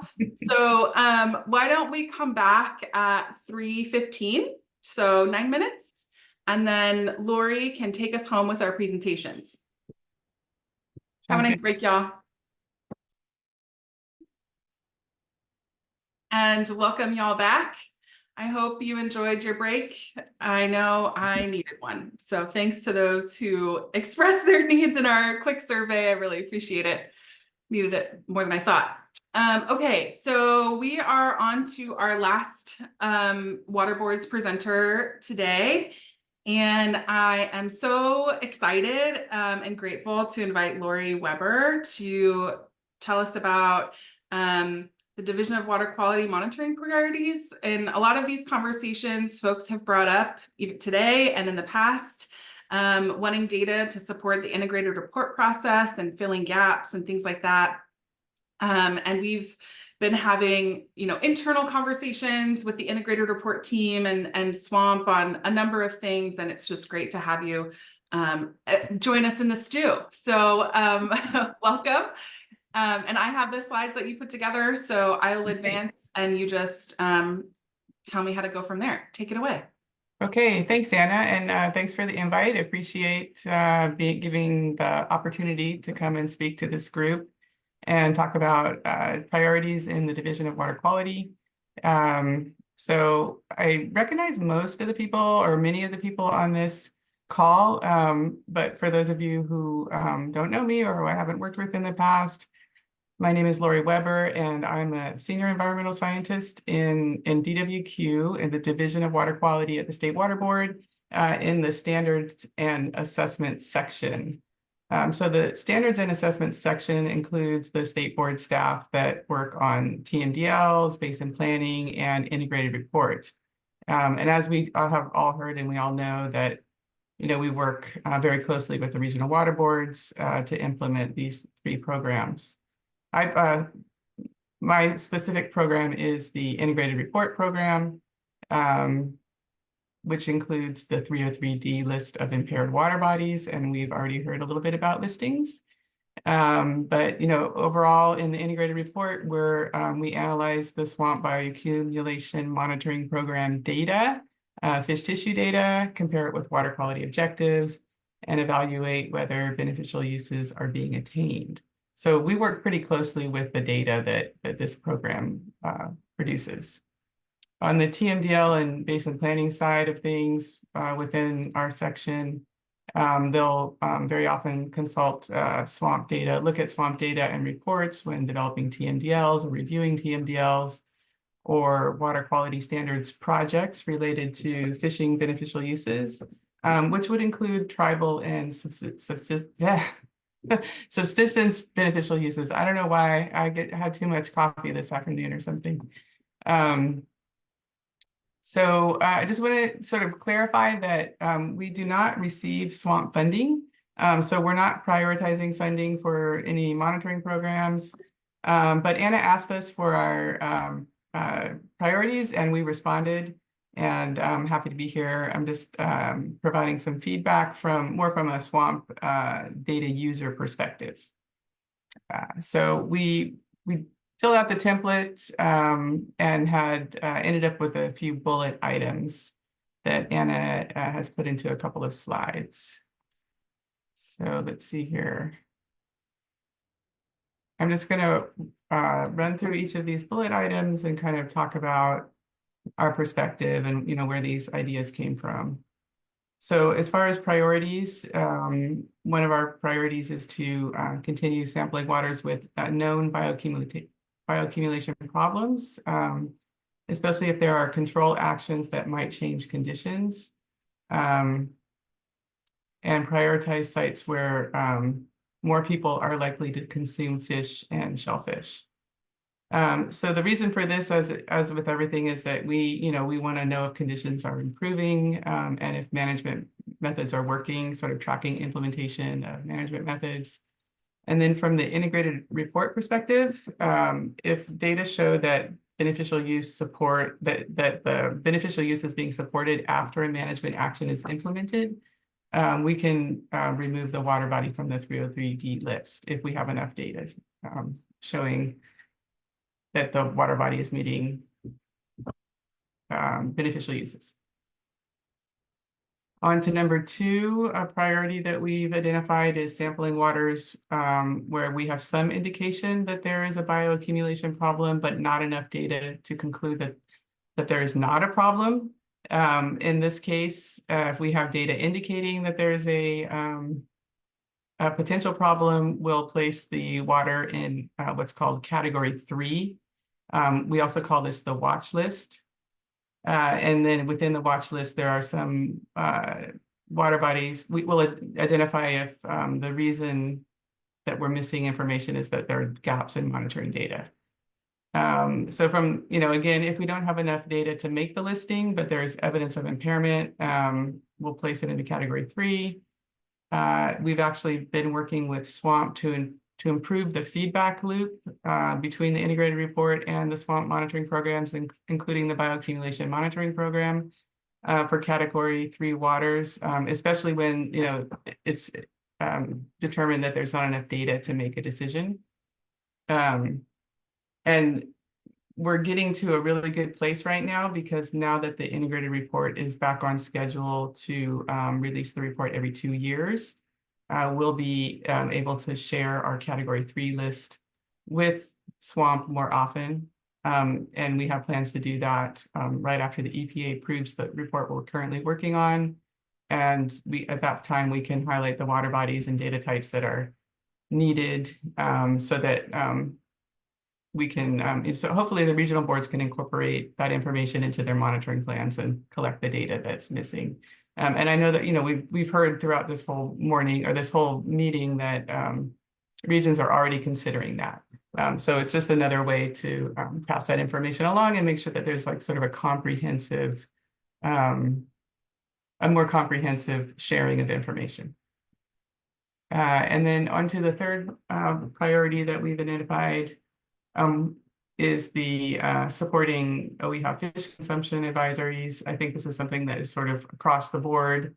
Much of the data from the bioaccumulation monitoring program is designed to support the development of fish consumption advisories. And we think that that's important. And from our perspective, from the integrated report perspective, if we're assessing data from a water body where there is already a fish consumption advisory, we can use that as evidence to support a listing decision. Okay, so I've got a few more, maybe the next slide, Anna. Great. So then another priority we have is that we've identified is sampling waters that have not been monitored yet, but where people are consuming fish or shellfish, especially in underserved or tribal communities, and consuming at the subsistence level. Subsistence level. I can say it.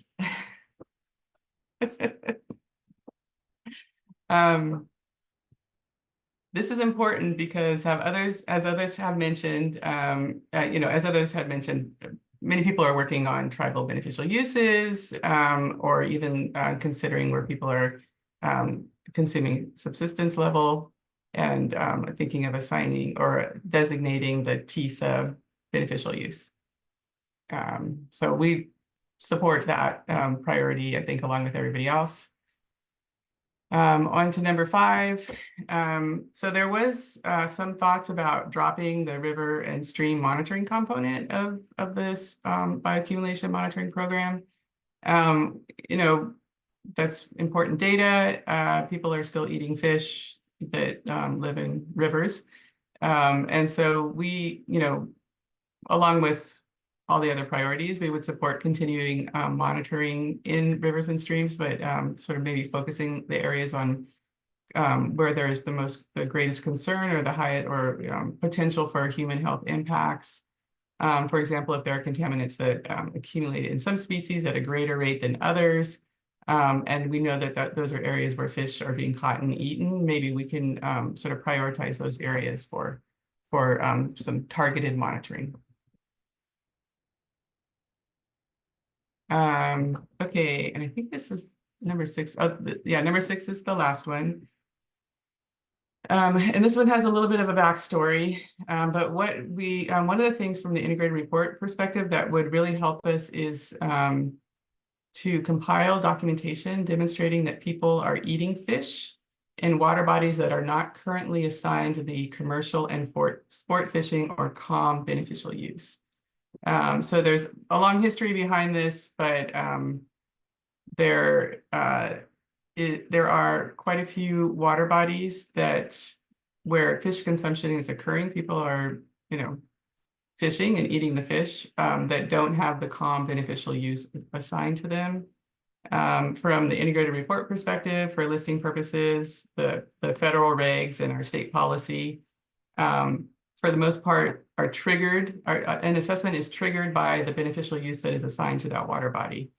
So that means that fish tissue assessments would be triggered by the commercial and sport fish beneficial use being assigned to the water body. And in cases where it's not, we could miss the data. Our historic practice with the integrated report, we've been sort of aware of this for years, has been to assess the data, even if the beneficial use was not specifically designated to that water body. And the thinking behind that is that monitoring is expensive. And we assume that if people are collecting data, that they're targeting programs such as the bioaccumulation monitoring program. You're targeting water bodies where people are eating fish, right? They're common fishing holes. And so, we can sort of make we can infer that people are eating the fish if we have the data, and we have been assessing it. We figured, this is a good practice to notify the public, especially if we find evidence that there's a problem, that there's a risk to the public. So just recently, during our most recent integrated report comment period, we were questioned on this standard practice. And our attorneys took a closer look at the federal regs and at state policy. So the end result of, it gets pretty complicated and nuanced, but the end result is that yes, there's a path forward, we can assess the data, but we need to provide evidence that the use is existing. So we need to provide evidence in the record, that we can cite in our staff report and in the decisions, that people are catching and eating fish from the water body. If we have an OEHA fish advisory, that's very strong evidence. And especially, if it's for the same pollutant that we're assessing. If there is no OEHA fish advisory for the water body for which we have data, it triggers the need for what we call a weight of evidence decision. So we need more evidence. We've been able to use the swamp monitoring plan where, it cites a specific water body. I know Heather mentioned, in Region 8 mentioned the fish consumption surveys. I think those would be pretty good evidence. So that's something that this program could help us identify when we're doing our assessments, or even pictures of people fishing. So any sort of evidence that we can include in the record to sort of prove that people are actually eating the fish or fishing for the fish that we're assessing the data for.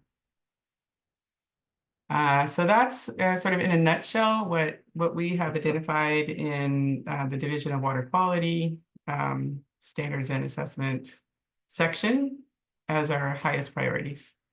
And I'm happy to answer any questions. Yeah, thanks, Lori. Awesome. All of it aligned with, I think, what we've been thinking and what we've been hearing. But as I mentioned previously, really seeing, multiple people wanting the same thing is really helpful and powerful. So thanks for sharing that. Yeah, Wes. Hey, Lori, thanks for the great presentation. Good to see you. On the listing, is that based off just the presence of an advisory, or is there a certain consumption frequency category that is a trigger? Within the advisory, you mean? Yeah. Sort of like the danger.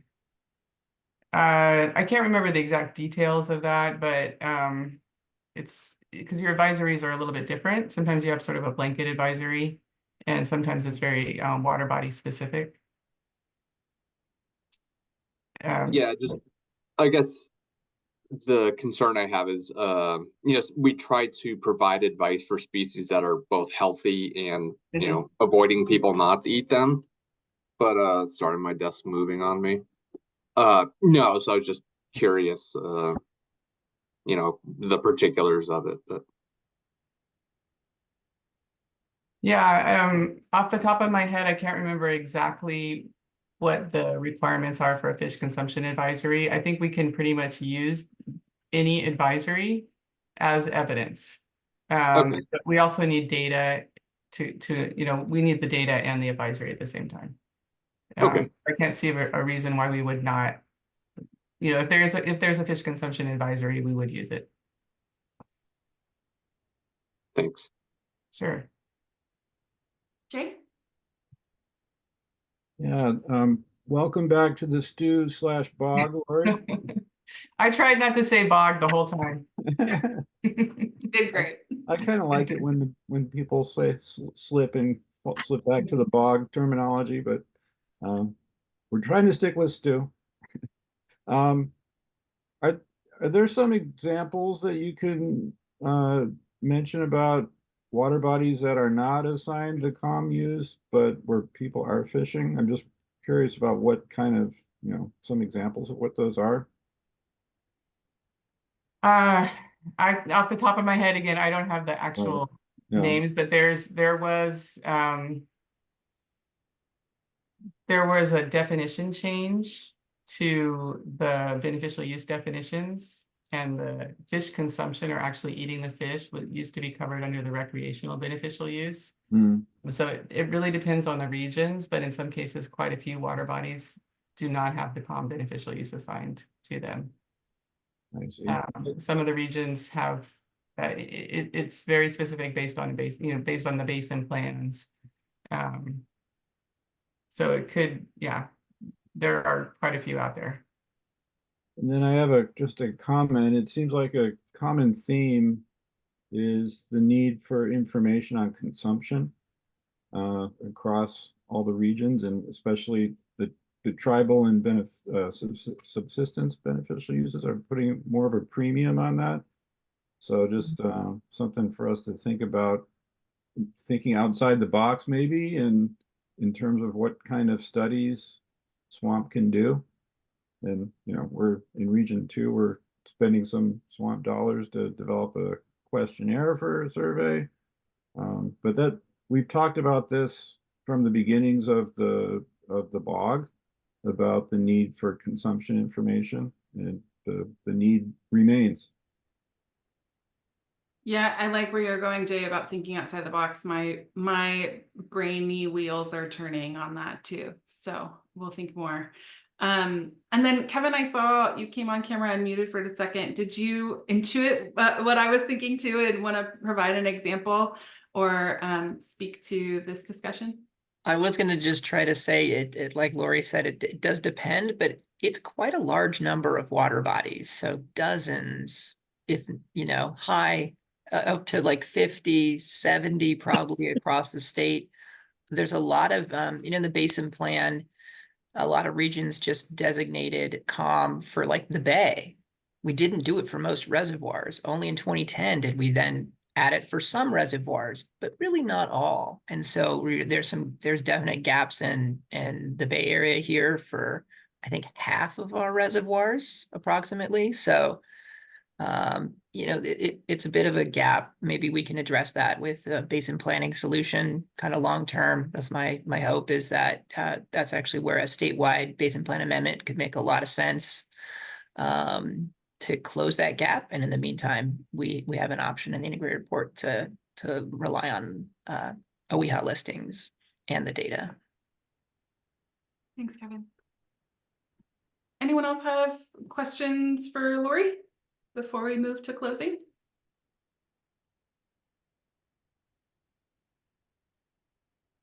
All right.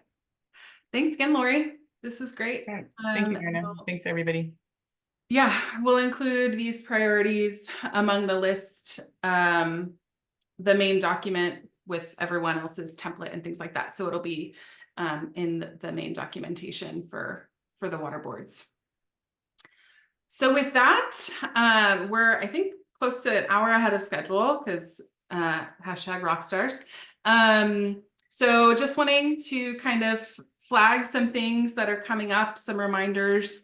As I mentioned at the beginning of this call, but just in case you missed that and join later, we've got another STU meeting next week where we will hear from OEHA. We're going to do our regular safety work group Swampy Stew quick updates. It's been a while, it's a couple months. So we'll have some time for those. Then we'll hear from OEHA, who will present a similar presentation to what we've been hearing, but from the OEHA fish lens.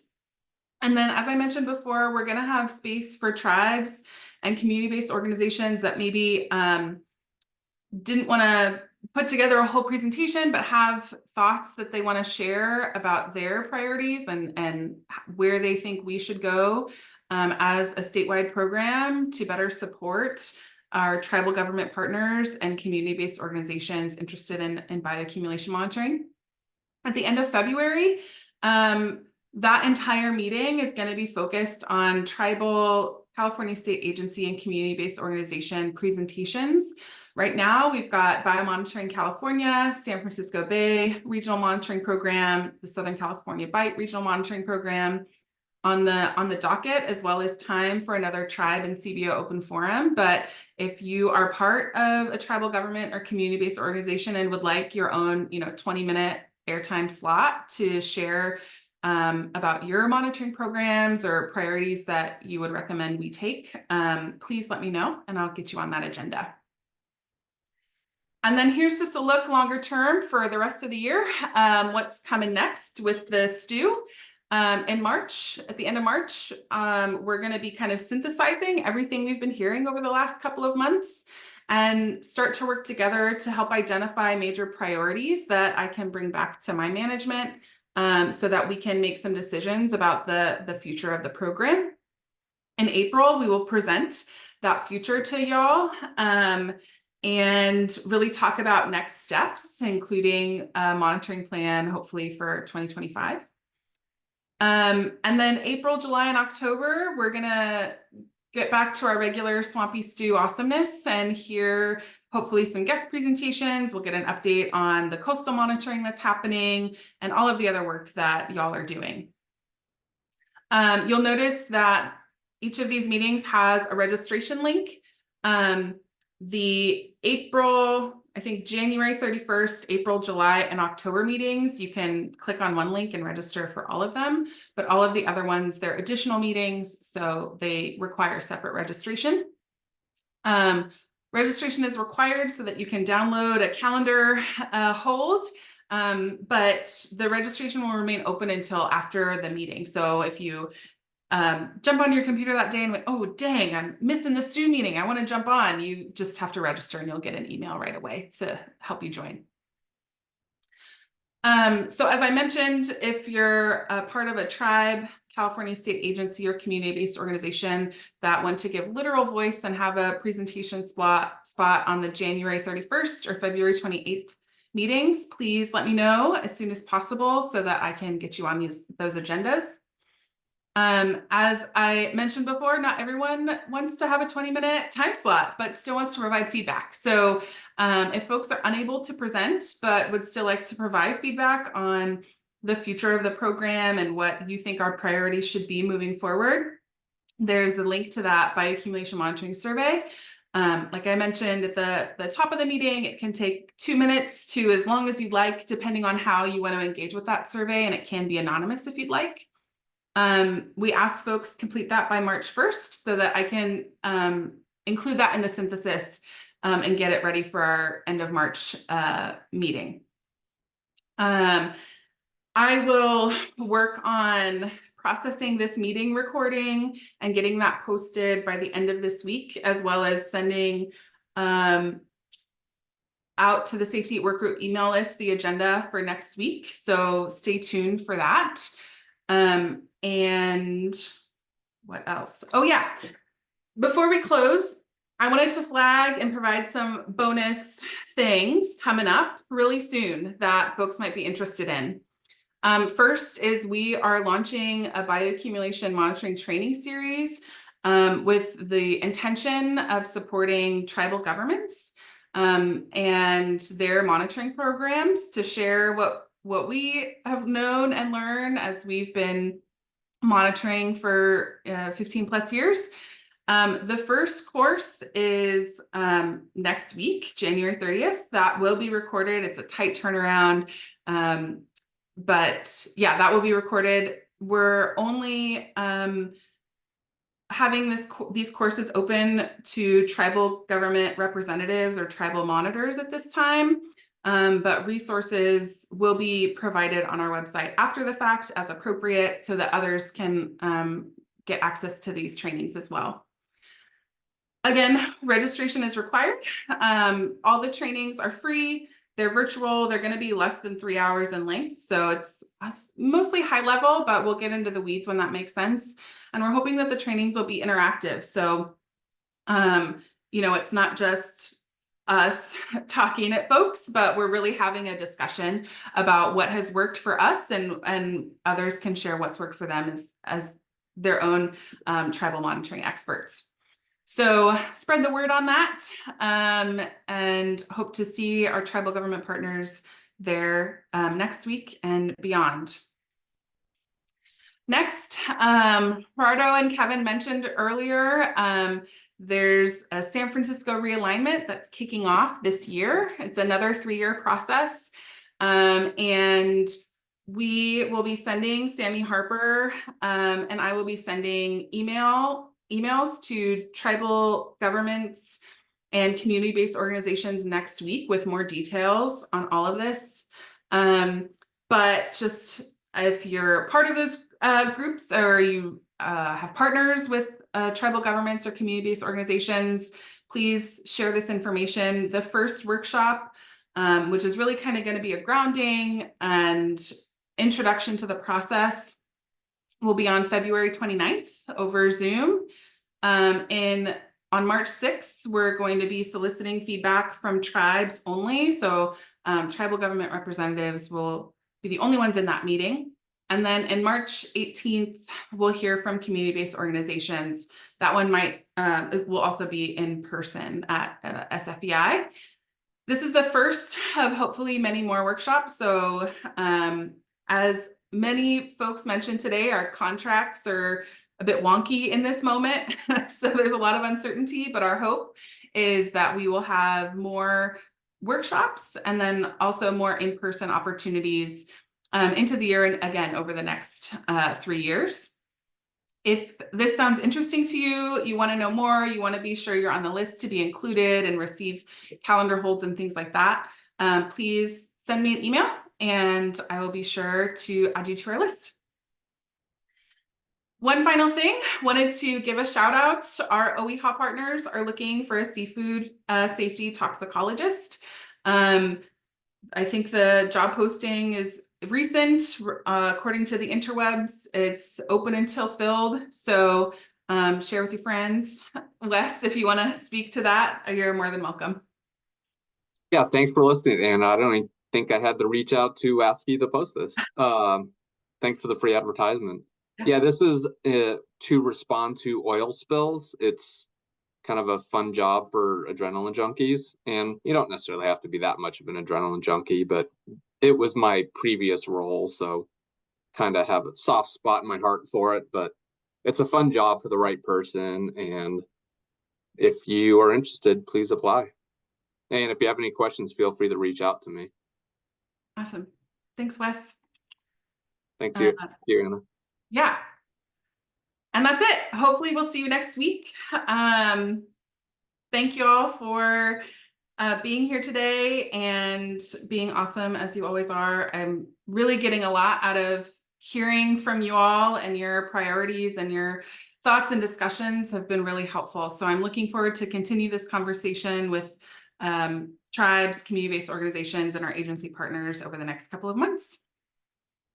I think that's a wrap, y'all. Have a good afternoon. Thanks, Anna. Thanks, everyone. Have a great afternoon.